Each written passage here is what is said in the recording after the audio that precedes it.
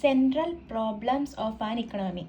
An economic problem generally means the problem of making choices that occurs because of scarcity of resources.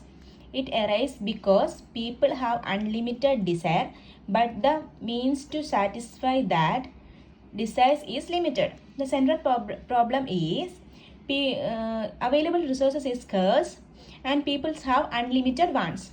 So to manage how these scarce resources to satisfy human wants was the central problem of the economy. We have three problems. First one is what to produce. This question addresses the choice of societies must make about which goods and services to produce and in what quantity. In this question we think about what goods to produce and in what quantity.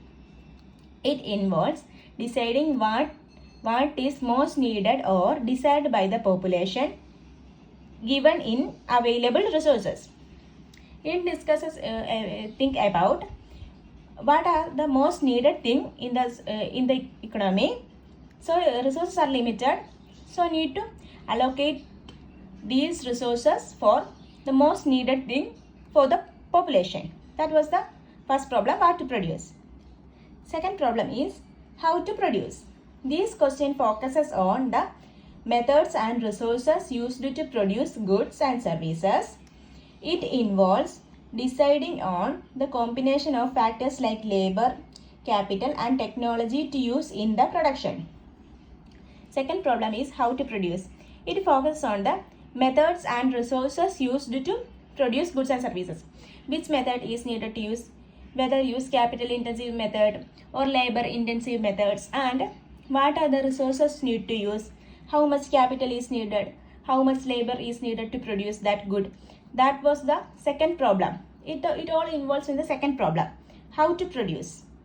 And the third problem is for whom to produce. This question deals with the distribution of goods and services among the population.